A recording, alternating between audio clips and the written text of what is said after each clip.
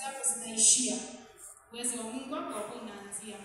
Mimi hapa nikisema nina mambo mazito, nimejaribu kuwasiliana na mzee wa kanisa. Nina mambo mazito sana mpaka sasa hivi nimesimama hapa. Kwanza hata sielewi. Lakini naamini kwamba aliyenichagua atafanya nieleweke. Kwa hiyo sasa nina mambo mengi, shuhuda ni nyingi, lakini niseme tu kwamba katika yote jina la Bwana litukuzwe. Jina la Bwana litukuzwe.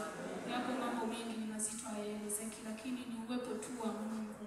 Yaani kuna vitu napata kigugumizi hadi kuvisema, lakini mbele za Mungu vinatambulika. Tunapoenda kwenye somo letu linalotoka katika Injili ya Luka 17, ni kisa tu kidogo cha watu waliokuwa na ukoma ambacho kitatusogeza tu miguuni pa Mungu jioni ya leo kupeleka shukrani zetu. Somo la jioni ya leo linasema moyo wa shukrani. Tufumbe macho tuombe. Tuombe. Mtakatifu, mtakatifu, mtakatifu Bwana, ninasema ni asante kwa namna ya kipekee umekuwa pamoja nami. Umenitumia kama chombo, mnenaji ni wewe. Na sasa nitumie kuwa chombo, mnenaji ukawe ni wewe. Watoto wako wameshuhudia mambo makubwa na mambo makuu ambayo umewatendea kwenye maisha yao. Huenda kuna wengine hawajashuhudia, lakini Bwana, mioyo yao imebeba shuhuda kubwa ulizowatendea kwenye maisha yao.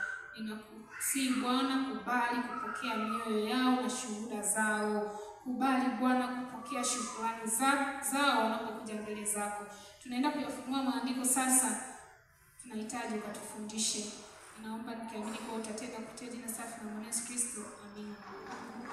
Ukisoma katika Injili ya Luka 17 mstari wa 11 utapata kuna kisa cha habari ya wenye ukoma 10. Kwa nini nimekileta kisa hiki? Tangu ushuhuda ulikuwa unaanza, nilikuwa nimewiwa nikisema kitu hiki, lakini pia ushuhuda umenirahisishia zaidi kazi ya kuweza kuelezea kisa hiki.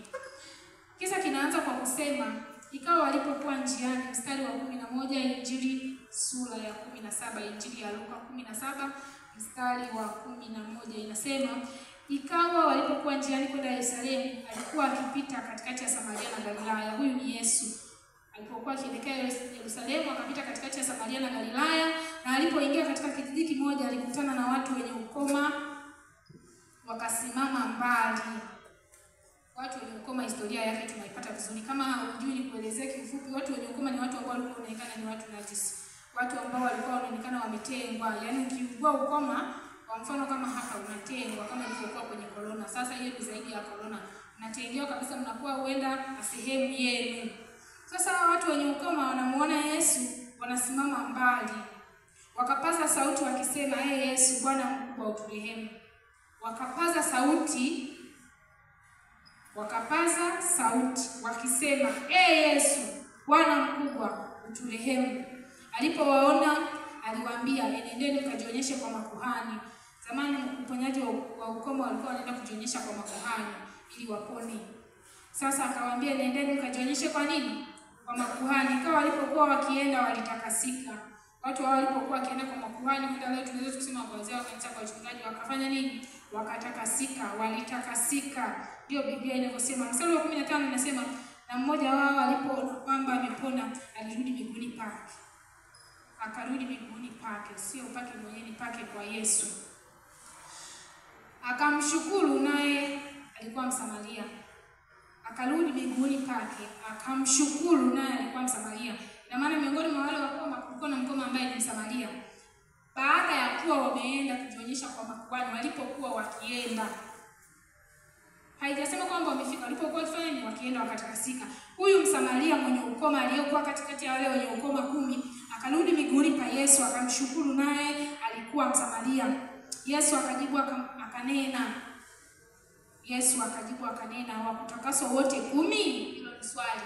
Wale 9 wao wapi? Wale 9 wao wapi? Wale 9 wao wapi?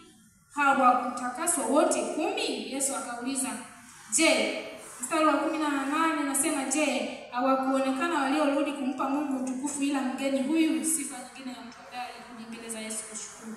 Licha ya kwamba alikuwa Msamaria, alionekana kwamba ni nani? Mgeni. Kwa tunaelewa ni Wayahudi na Wasamaria wafanya nini? Wachangoko mahali hapa. Bwana anapokuponya, rudi kwa moyo wa shukrani.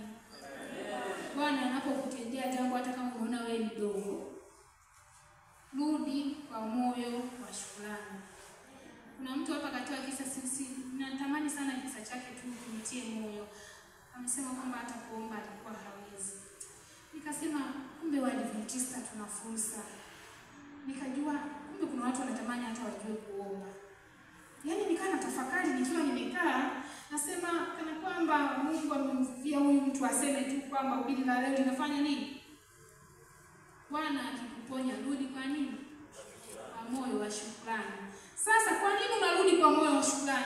Kisa cha huyu mkoma kinanitia moyo huyu Msamaria kwamba alivyorudi kwa moyo wa shukrani mbele za Bwana. Bwana akamuuliza maswali, anakuwa alikuwa anauliza kutanga, hakujibu kitu chochote. Lakini nakuja kuelezewa kwamba akamwambia, inuka, enenda zako, imani yako imefanya nini? Sio wote 10 waliambiwa imani yako imefanya nini? Kuna kitu cha kunoti hapo. Wote mtatendewa miujiza, lakini sio wote mtaambiwa imani yako imefanya nini? Kwa sababu gani? Miongoni mwa wale 10, 9 hawakufanya nini? Huyu mtu anarudi, Yesu anamuongezea kitu cha ziada ambacho hakukisema wakati anawaambia nendeni mkajitakase kwa nini? Kuna wakati ni baraka mingine umeshindwa kumpokea kwa sababu haukurudi mbele za Bwana kwa moyo wa nini? Rudi kwa Bwana kwa moyo wa shukrani, akuokoe. Yaani akuongezee ule baraka uliokuwa umepata wewe unaona ni mkubwa ambao ukakufanya ukapotea usirudi kwa moyo wa shukrani. Rudi kwa shukrani, Bwana akuongezee baraka zaidi. Ikauli tu hii inasema inuka enenda zako. Mara ya kwanza anaambiwa nendeni kwa makuhani mkajionyeshe, lakini hapa anaambiwa inuka. Mtu ngapi? Inuka enenda zako, imani yako imefanya nini? Tunamalizia maombi jioni ya leo. Bwana akikutendea rudi kwa moyo wa shukrani. Yaani usijisahaulishe. Shida ni kwamba tunajisahaulisha wewe Bwana anaofanya nini? Ukipewa tu gari unasahau kama kuna mtu anatembea kwa mguu. Yaani unasahau. Ukifanikishwa sehemu moja unasahau kama kuna watu wenyewe walipitia shida kama yako lakini hawakufika mahali ulipofanya nini? Ulipofikia. Ndipo unapokuja kuambiwa hata habari za kuendeleza kazi ya Mungu unasema mimi siwezi. Na wakati wakikuangalia uwezo unao. Yaani hapa kila mtu ana uwezo. Hauna hela, hauna nini, sauti unayo. Miguu ipo. Inaweza ikapeleka nini? Injili. Yaani mbele za Mungu siku ambayo atakaporudi hata kumuuliza ndugu yangu nikupatie kitu fulani. Yaani ni kwamba uwezo unao. Hata kama unaumwa, uwezo unafanya nini? Hata kama unajiona wewe ni dhaifu, uwezo unafanya nini? Yaani ni kuhakikishia hapo ulipo hata kama unaona kuna mambo hayaendi. Amini tu uwezo unao katika yeye akutia yeye nguvu. Rudi kwake kwa moyo wa shukrani. Wenzetu wanabarikiwa, mimi nipiga tathmini kwamba kwani sisi Waadventista hatuwezi kubarikiwa kama madhehebu yanavyobarikiwa. Lakini nikagundua kwamba wale watu wa mioyo ya utoaji wa mioyo ya shukrani. Sio kwamba tunajifunza tu vitu kwamba eti wao tu ndio tuone ni wabaya. Tunajifunza vizuri kutoka kwao. Turudi kwa Mungu kwa moyo wa shukrani. Watu wa Pasiasi mliokuja katika maombi haya, msirudi kama mlivyo. Rudi ukiwa umebarikiwa. Yaani ulivyoingia asubuhi na sasa hivi ukitoka, wakuone wewe una mng'ao wa Yesu ndani yako. Wakuone umebadilishwa. Siku nyingine wakisimama waseme namshukuru Bwana kwa ajili ya jambo fulani. Aliwahi kunitendea. Unaweza usimshukuru kwa maana ukamshukuru hata kwa kurudisha zaka na sadaka kwa uaminifu. Ukamshukuru Mungu kwa kujitoa kwa kazi yake kamilifu.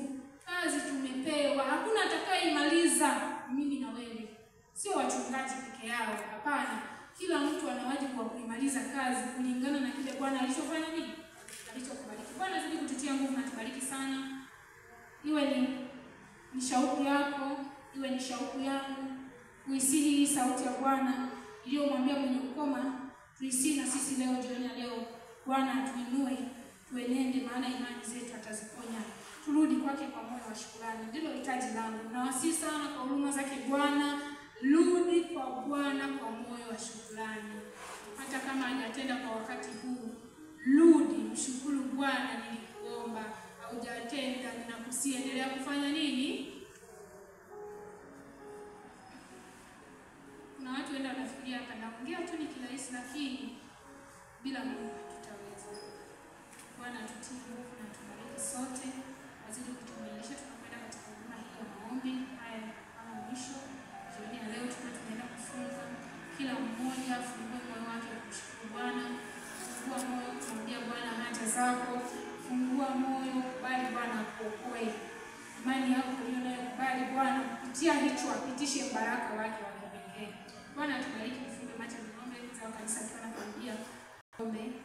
Mtakatifu, mtakatifu, mtakatifu Bwana, tunasema ni asante kwa wema wako. Huenda kuna mahali tumeenenda isivyo kustahili.